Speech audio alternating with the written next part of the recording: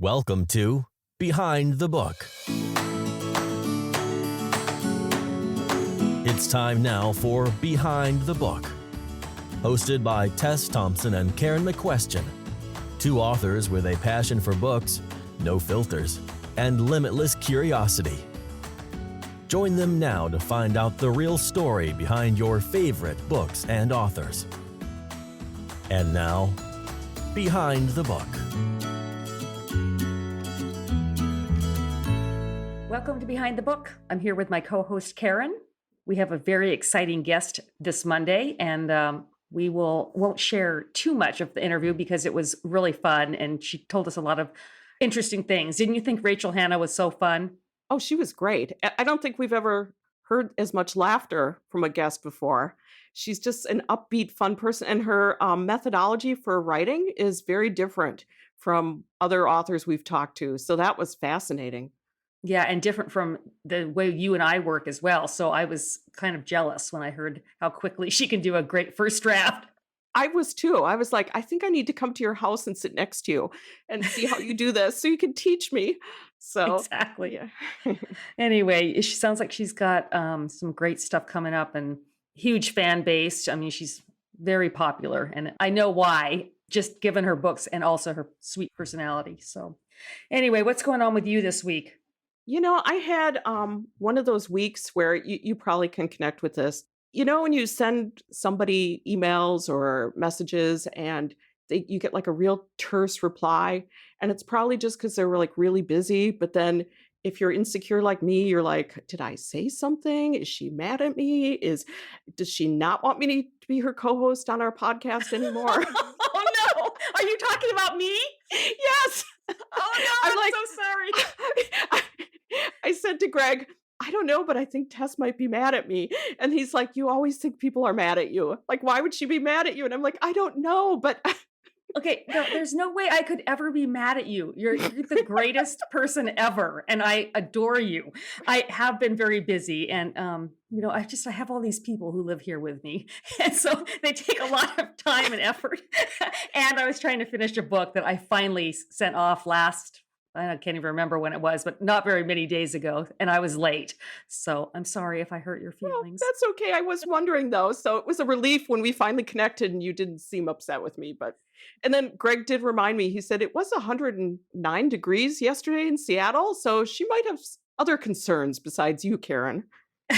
Yeah. Well, the other thing, I've been trying this new method where I don't get on email until I get my word count in, because I had really gotten out of the habit of doing that. And I am not as productive because I'll, see there's emails, business stuff I need to take care of.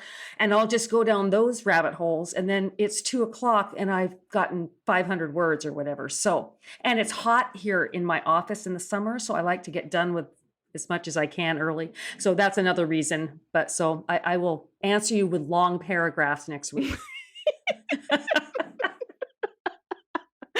You're like, Karen's insecure. She needs a little bit of extra attention. So was it super hot yesterday, even with the air conditioning? Yeah. So thankfully we have air conditioning, but my husband said that only 44% of people in Seattle have air conditioning, which is a very small amount. But it's usually so cool here. But yeah, yesterday we hit 109, I think. It might have been 111 in some other places, and then it was 106 the day before. And those are record highs ever. Doesn't matter what time of year. Like, we've never had that kind of weather. So it's cooler today. It's going to be 91 at the high. So that's much, much better. Do you have a basement in your house? Yeah, we actually have like a daylight basement. It's almost like a separate living quarters where my adult bonus sons have bedrooms. I have never heard the term daylight basement. What is that? Okay, that might be a West Coast thing, but it's basically like a basement that opens up to the yard, and then up above, like the second story, the front door, you come in to the main floor, but there's like a balcony out over the yard. Does that make sense? So you can only access it from outside. Correct. No, that is not correct. We have stairs that go down, but there's also a separate entrance. Oh, okay. I understand. Should I share my address so everyone can come visit and rob us? I'm going to come over to your house and you'll have to show me. Okay. Wouldn't you be surprised? You're like, there's a knock on the door. No. I would be delighted. And I would Oh, not that's answer nice. with it in a terse manner. I would be like, come on in. I'm opening wine. For those listeners that don't know, we are not broadcasting from the same location. I'm in Wisconsin. Tess is in Seattle. Yeah. What's the weather like in your neck of the woods? It's rainy and cool. And it's rainy like continuously for a week. Like yesterday, it stopped raining. And my husband happened to be home. And I said, I hear people mowing their lawns. And so we ran outside and we quick mowed our lawn because we were able to, because the next 5 days it's supposed to rain again. So crazy. How weird. Yeah. It's like the whole country is upside down as far as the weather goes. But anyway, so have you made any progress on your latest novel? Well, I was at the point where I was stuck on a plot. I had a snarl in my plot. I knew what would happen, but I wasn't sure how it would happen. There are a couple different possibilities. And usually I just think it through and jot down notes and it comes to me, but it wasn't coming to me. And I remember what one of our previous podcast guests said, which was Liz Talley, which is that she does what does she call it? When she goes for walks and works out plot devices. Plotting and plotting, I think that's what she called it. Yeah. Anyway, so I did that and I brought my husband along and I had to tell him the whole story, every character and how it started and what happened. And as I was saying it, he just had a funny look on his face, which made me think, of course, because I'm insecure, that he thought this was like the stupidest thing he ever heard. I'm like, you think this is really a terrible story, don't you? He goes, no, I'm just thinking about what you're telling me. So anyway, he came up with some ideas and I'm not using his ideas exactly, but a couple things he said kind of turned on a switch for me and I worked out a plot problem. So that was good. Good. That's great. Yeah, that seems to be the point where I get stuck and I'm not able to write because there's a sticking point that I have to figure out first.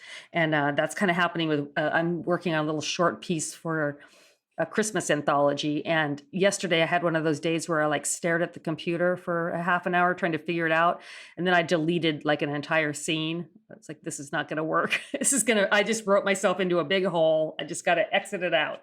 Don't you hate that? I've done that too, where you delete out and you'll think that took me 2 hours and it was just, had no value at all. It's heartbreaking, but it's part of the process, I guess. It is, yeah. Well, and Rachel talks a lot about her process and how she kind of thought when she was first starting that maybe she didn't do it right. And it gave her a little hiccup for, I think she said 7 months. So that's a good tip for any aspiring authors listening. She's got some good advice in there for you.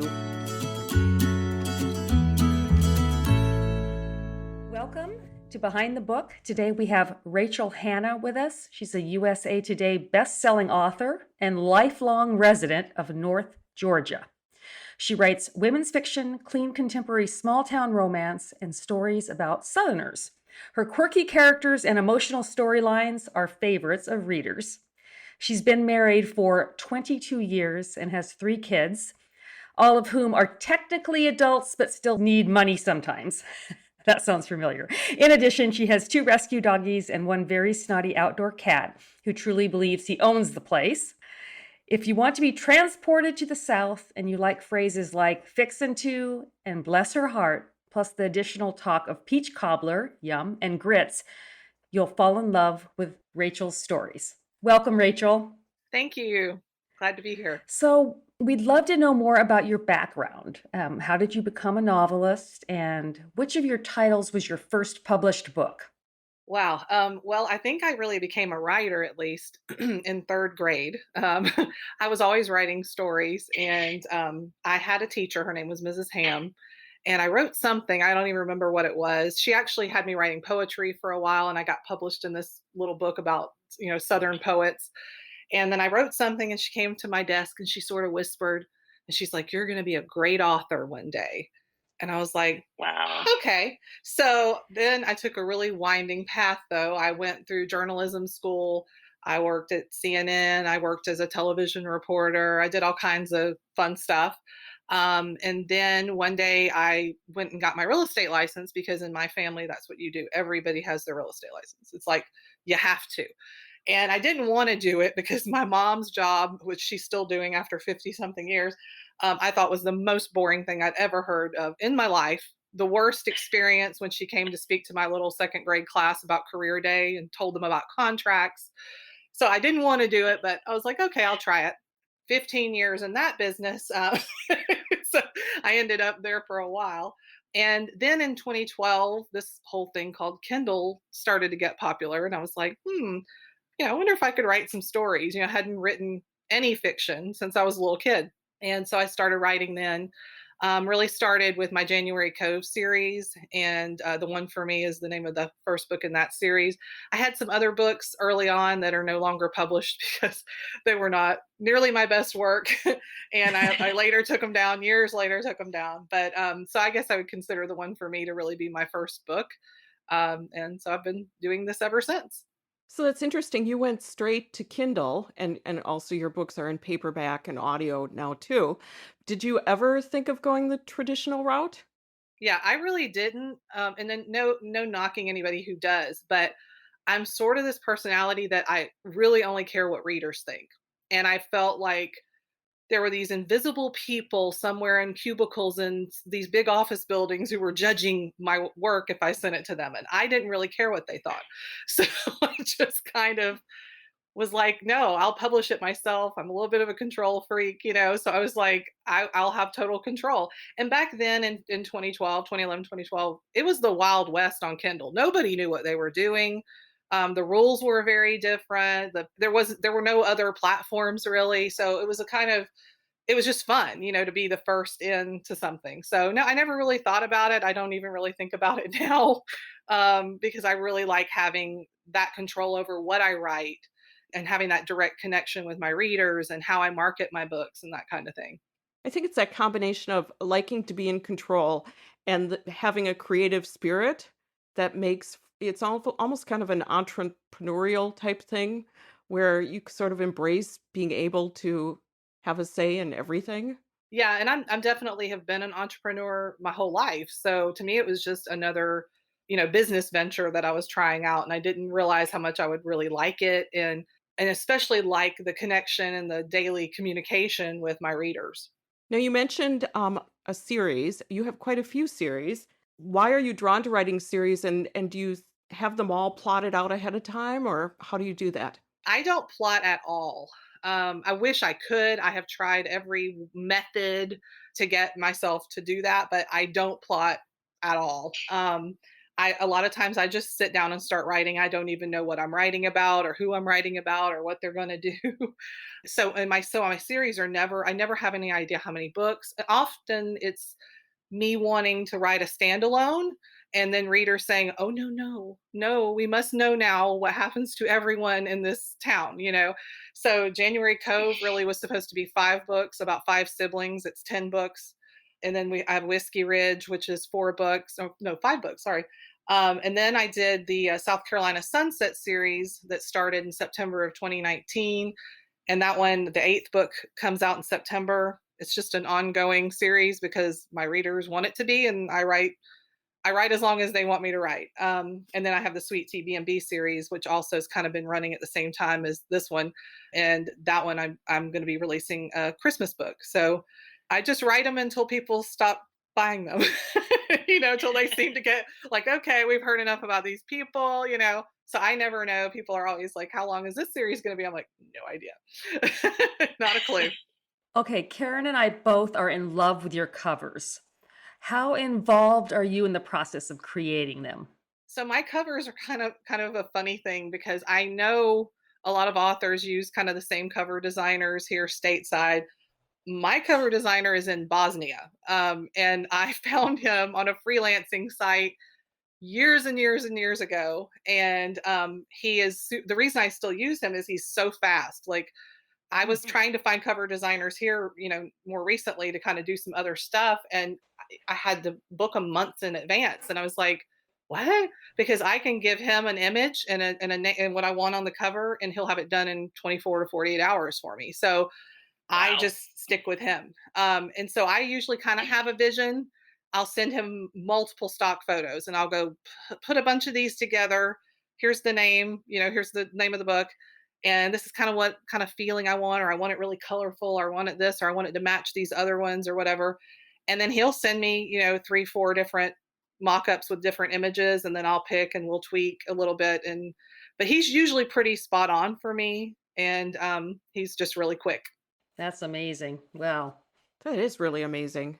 But they almost look very artistic. So he must be doing some photo manipulation or using filters or. I'm sure he does. I know he doesn't do like the, illustration or any of that kind of stuff, because there's been some I wanted to do like that and he didn't really do that sort of thing. But I don't know what he does. He removes things sometimes.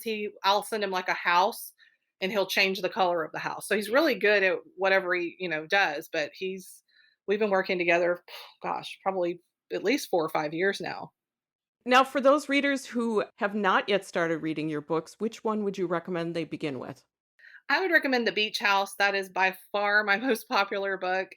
It came out in September of 2019, and it sells more each month than it did the last month.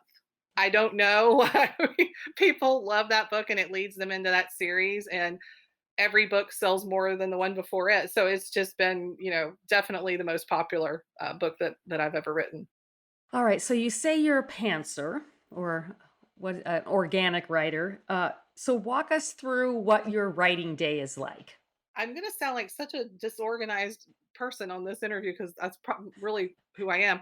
Uh, there are days I don't write at all. I really go by like what I'm feeling that particular day. There's like I just finished a book. Actually, today's my release day for Wisteria Island, and so I've of course finished writing that a couple weeks ago, and I will probably take a month off, and just sort of. I really think of it as refilling my tank, kind of, watching movies, watching TV, reading other books, just kind of it's almost like cleansing my palate, so to speak, because I can't just jump from one world or one set of characters to another very easily. I'm still kind of stuck with the old characters.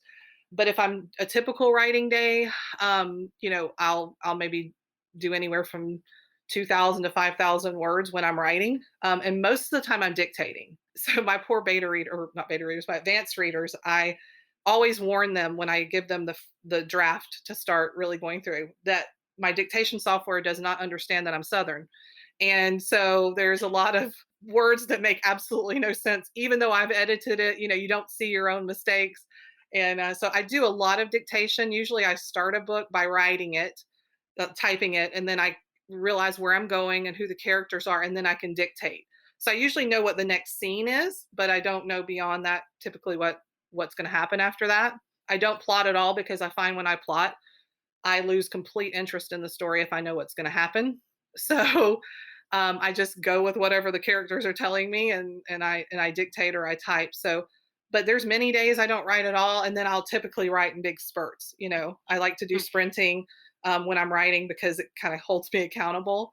But I'm all over the place. I wish I was one of those people who's like, I get up and I write from this time to that time, and I am not that person. And if I try to do it, I lose interest and I get stressed out. So I just kind of have learned to give myself enough time. And I know that in that amount of time somewhere, I will write that book. Now, you mentioned sprinting, which I'm familiar with. But for the people who are listening who aren't, do you want to briefly say what that's all about? Yeah, sprinting, you can do it alone, or you can do it, with other authors, which I prefer. But it's basically where you just set a timer for whatever specific period of time you want to write, and you just focus on that, and that's all you do during that time. And then you take a little break, and then you set your timer again, and you do it again. Yeah, I think it's like a self-imposed deadline. Right, right. And are you dictating during those sprints? Sometimes I do. I actually, I've gotten to where, I'll type sometimes, and then when I get into the story a little, I can dictate. So a lot of times I will dictate during the sprint instead. I just want to get the words done. I need to get the words done, so I will, especially towards the end of a book, I am a dictating fool. There's days I might do 10,000 words, just dictation. I'm talking anyway. I might as well, like use it for something instead of driving my husband crazy. I might as well, might as well use the words for something constructive. Okay, and so you have this first draft then, and then do you go back and do a full rewrite, or do you rewrite as you go? I rewrite as I go, I guess. I am one of those people who I'm one and done. Like I do the first draft, I go through and edit for typos, and then it's gone to my advanced readers. I never go back and rewrite a book or sections of a book. I very rarely will add maybe a paragraph or something to, that doesn't make some sense or something. But I really never go back and do like a really deep revision. I know I'm flying against everything that everybody says to do, but No, it's fascinating as we're doing these interviews because it's so specific to an author, what their process is, and it's just all over the map. So I find it fascinating. So how long does it take you to finish a book typically? well, my books, it depends on the book, but my books range anywhere from like 40,000. This latest one was 55,000. I'm not a long writer. I'm not 100,000. I'm not very fluffy writer. I'm not a very descriptive writer. I'm very dialogue heavy, and I'm told that my books move along. There's no lag of why are they talking about this kind of long sections of description or anything. So if I'm really like putting my head down and doing it, I could write one of my books in probably 3 weeks and that'd be fine. But physically, I can't sit and write every single day. I have neck problems, or it stresses me out, I guess, to sit and write every single day. So I take a lot of time off, from that. So usually, a month or month and a half, I'll finish a book and release, and then take a couple weeks and then start the process all over again. This time I'm taking most of the summer. So I'll do a little writing here and there, but my next book isn't coming out till late September, and that gives me, until August to really get started on that one if I had to. Tess, do you get the feeling we've been doing this wrong? Yes, I like Rachel Hanna is my hero. I mean, I know. I want to be Rachel, but I don't think it can happen. It's so funny because back I can't remember what year it was. Well, right after I first started, I released 3 books like back to back. They were shorter books, and I made like like a 4-figure income within the first 3 months. I was making that every month, and I'm like, oh my gosh! And nobody around me was making that yet. Was making enough that much money yet. And I immediately realized, because I was listening to all the other authors around me about the right way to do this. There's this right way to do that, and the most professional way you have to do that. And I thought, oh no, I've been doing it wrong. And I literally got like paralyzed by it. And for 7 months, I didn't release anything. So I lost all my momentum because I was looking around like, what's the right way you're supposed to do this? You're supposed to do this way of editing or this way of writing, or this isn't the right way to do that. So I got paralyzed by it. So I always tell like new authors, you have to figure out your thing, and then just do your thing, whatever the most comfortable thing, and way to do it, because everybody's going to do it a little bit differently. I wish I could plot. I have tried so many times to plot, and I realize my stories are flat when I plot. I'm not excited about it. I like to not know what's happening. I just did this the other day. In fact, I got dialogue in my head that made no sense to me. I ran in here and just started typing the dialogue. My husband's like, "What are you typing?" I'm like, "I don't know who these people are, but they're talking and it's interesting. So I'm going to type it up." So like I never know, what's going to come next. well, it sounds like writing comes fairly easily to you in some ways. What is the hardest part about writing fiction for you? I think for me, it's really trying to get things long enough. I feel like I need to get to a certain word count, and that's one way that I look around at other authors sometimes, and I'm like, your book's how 80,000 words? Like, and I'm sitting there going, what is wrong with me? But then I just go back to what my reviews, or looking at what my readers send to me or comment on social media, and I'm like, they like what I'm doing. They want it to be longer because they like it. They want it to last longer. So I think that's my biggest frustration, is just that my stories tend to move. I don't like stories where I'm like, just like, oh my gosh, just get to the point. I don't like reading that kind of stuff, or watching a movie that's like, okay, we've got enough of that. Let's just keep going. And that's kind of how I write. And so it frustrates me sometimes because I'm trying to stretch it out, you know. Yeah, but what's the old saying? If it ain't broke, Don't fix it. Yeah, and that's kind of where I've come to, in the last year or so. I'm like, why am I pushing, like, I'm doing well. So like, why am I still criticizing myself? But I think we all kind of have that imposter syndrome from time to time. I have it with every single book, but I have to kind of stop myself and go, wait a minute, I'm doing okay. I'm doing okay. So I think I'll just leave well enough alone. Do you always know when the book is done? Like, is that always pretty clear to you? I think I have, because I don't plot.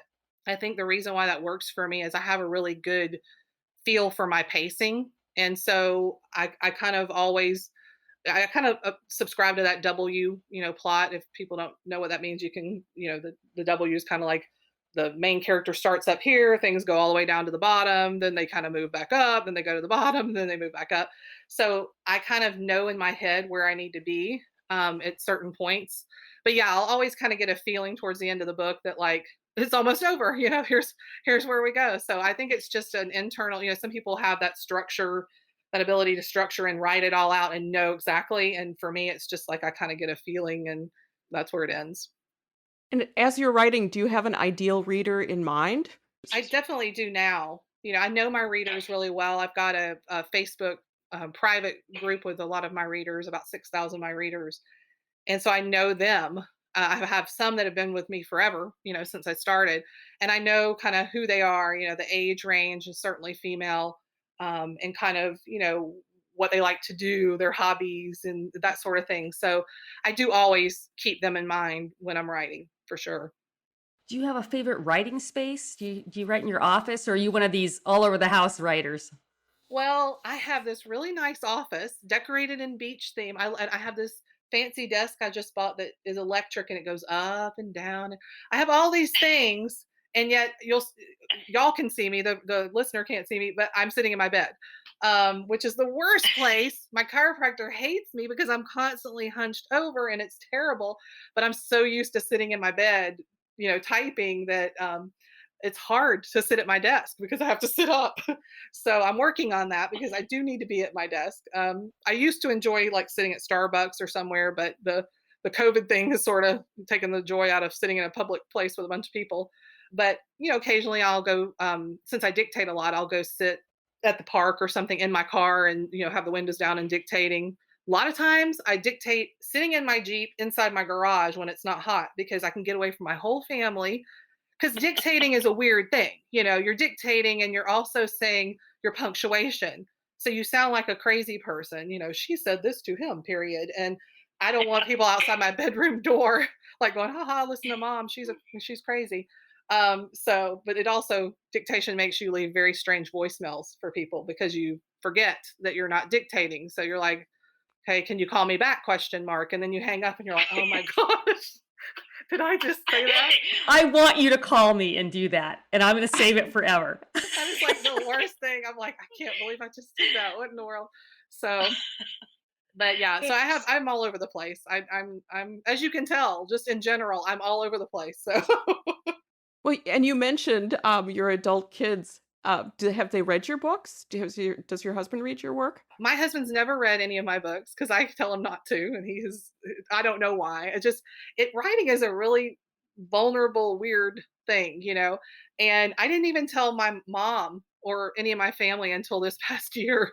And it was only because I was becoming more well known and my picture was out there.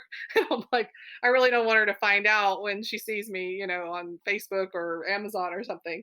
Plus, people started to recognize me. So my sister's friend would reach out, or somebody would reach out, and they're like, excuse me, how did I not know this? And I'm like, just something I've been doing for 9 years in the background. So my kids, I don't know if I know my son hasn't. He could care less. He's 18 years old and he just thinks the whole thing's weird, I'm sure. But I've got a daughter who's 21 and a daughter who's 20. And I think they've read parts. In fact, my 21-year-old was working. She was kind of helping me with social media for a few months. So she read some of my things, so she would be familiar enough to answer people's questions and things. So, but it is weird, because you can have millions of readers love everything you do, and then you're like, oh, I don't want my husband to read this, or my wife to read this, or my mom to read this, or what. Like, it just feels, I know for a lot of authors it just feels weird. All right, what do you think is the best part about being an author?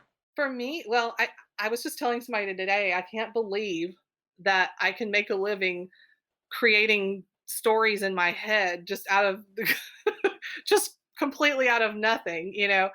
So I think that's great. But I think my favorite really is talking to the readers every day, or at least seeing their messages on social media or getting their emails, because I love Designing Women, the show Designing Women. And there was this old episode where this guy made this little like music box thing, but when you opened it, did applause, so that every day you could open it and get applause and feel really great. That's what it feels like to me.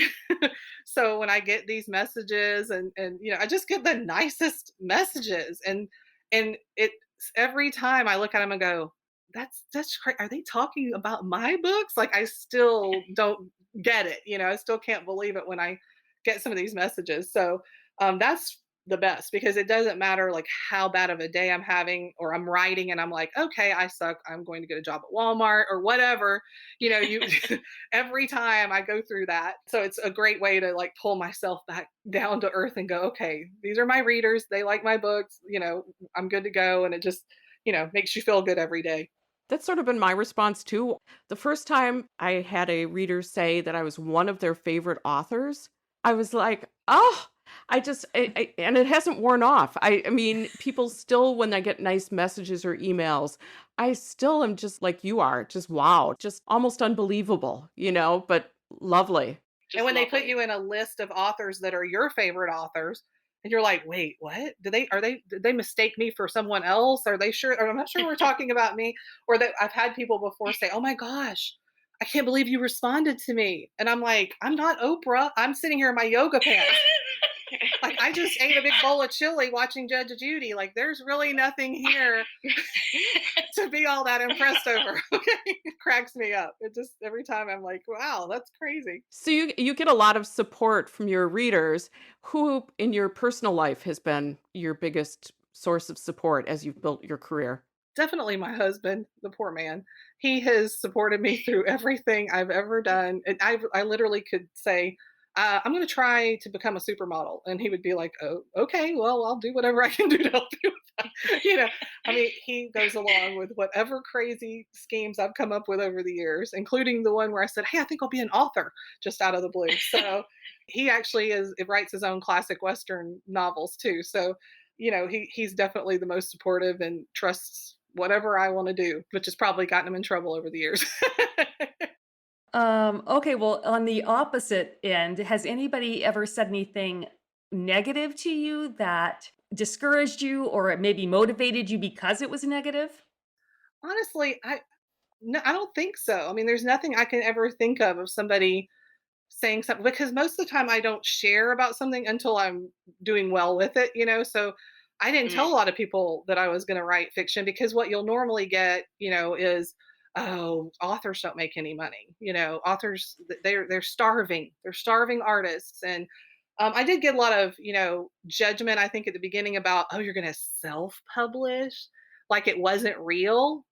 And those same people are still sending letters to traditional company, publishing companies, trying to get acceptance all these years later, and I'm doing fine. So Mhm. I think that's probably the only negative thing that anybody ever said, just in general, around self-publishing.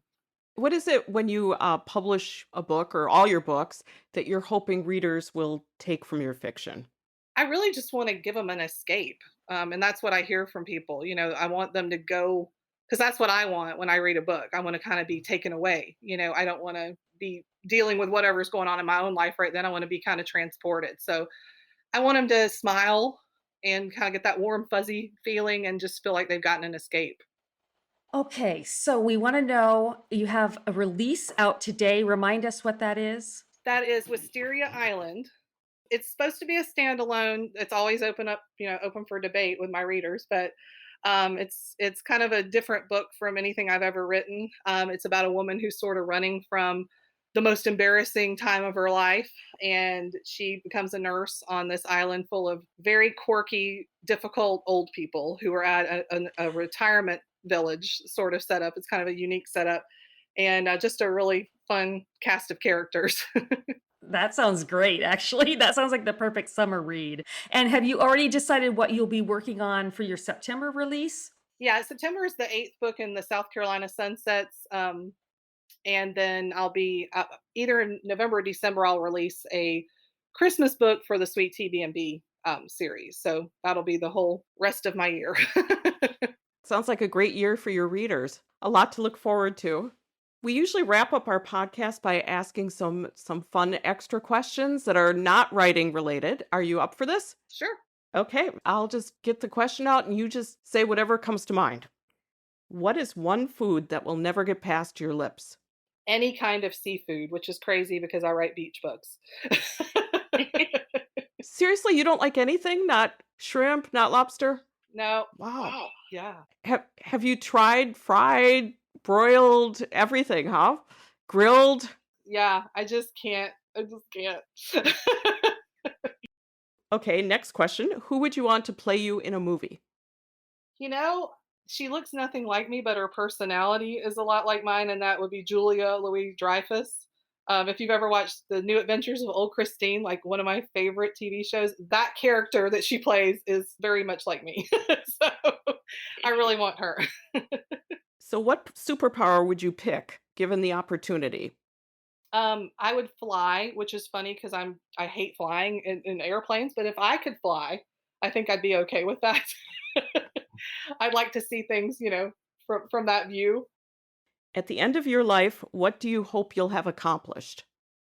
I hope that I will have had a good time, that I will have been a good wife and mother and raised good humans. I guess would be the most important thing.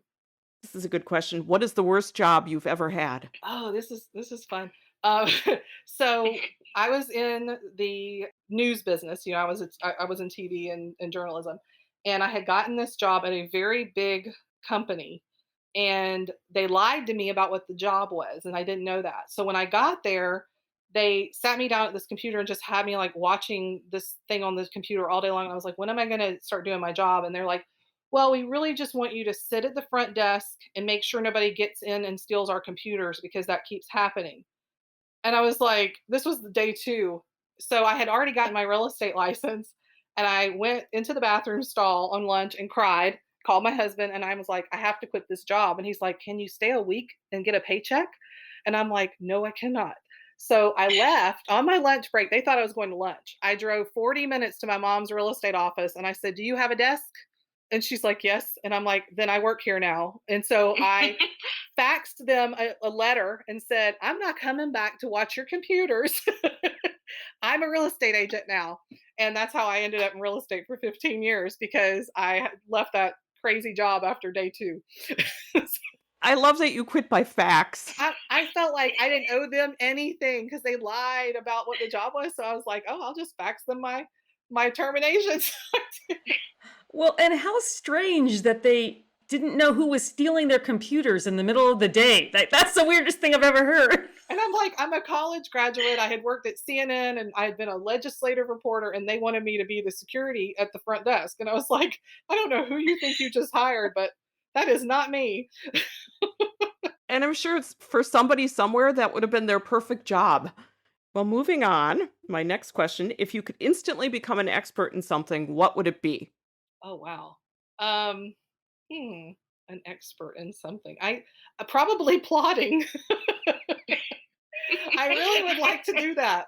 Yeah, that's probably the only thing I'd want to be an expert in is like because if I could plot, I could write even faster. So I really wish I could. So, what's your favorite scent? Ironically, it's coffee, and I can't drink it because it bothers my stomach too much. I used to love coffee, but that smell, there's just nothing better than the smell of coffee. What is the most terrifying thing you've ever done? I try not to do terrifying things because I am not that person who likes the roller coaster or the scary movies or any of that kind of stuff. So, I mean, probably the fact that in the last year that people found out that I was writing these books because I was like, what? Oh my gosh, people from high school are going to see them and this person, and when you write books, people think that characters are them. They automatically think, and I'm like, these are not you, so I don't get offended. But probably that, just kind of, revealing myself to the people. Like it was fine to reveal to readers, but then the people that actually know me, it was like, it just felt really weird. So probably that this last year has been pretty terrifying. When people pronounce words incorrectly, do you let them know? If it's one of my kids, yeah, because I like to make fun of them. So I've always said if I bully them at home, then they won't be bothered by anyone outside of the home that bullies them. So that's what I used to tell them when they were kids. It's like, I'm just going to bully you just a little, and then that way you'll be tough. So, oh, great mom. But I generally don't, I just turn and tell my husband, so he has to hear all my complaints. But, I generally, people outside of my household, I probably wouldn't correct them, although it would drive me insane. If you could live your life over again, would you want to? Yeah. Yeah, I think so. It's been pretty fun so far. There's some things I would probably change, like I wouldn't eat so much, but other than that, I wouldn't eat so many pizzas and things that I ate in my childhood that taught me that I could eat that when I was 48. But yeah, that's probably about the only thing I would change. It catches up to you, doesn't it? When my husband and I were first dating, we would get a large pizza and we'd each get a milkshake, like at the place where they bring the like metal milkshake container out to you. And we would eat and drink that. And I said to him, "Can you believe we used to do that?" And didn't think anything of it. When I was a kid, I remember my mom took me to the doctor one time because I was just eating Domino's pizza constantly. It was the new thing in the 80s, and we were just eating them constantly, constantly. And I was thin. So she takes me to the doctor and she's like, she's not eating healthy. Like she's just eating pizza, pizza, pizza all the time. And this goofy doctor said, well, she's apparently getting whatever nutrition she needs from it. So no big deal. And I internalized that. And my whole life is like, oh, I'm getting whatever nutrition I want. Now that these chicken fingers I'm eating, yeah, I'm sure it's fine. But so I wish I could go find that doctor. I doubt he's still alive and say, don't tell a kid that it's okay. You can do things when you're younger and that metabolism's still rolling along. Anyway, this has been super fun. Thank you for being on our little show. We were so excited that you said yes. Thank you for inviting me. It's been a good time. All right. Well, we will be sure to check out your new release and all of your other fun summer reads, as I'm sure our listeners will be too. And thanks again for being with us. Thank you. Take care. Thank you for listening to Behind the Book, brought to you by authors Tess Thompson and Karen McQuestion. Don't forget to subscribe to the podcast and post a question in the comments section. This has been Behind the Book.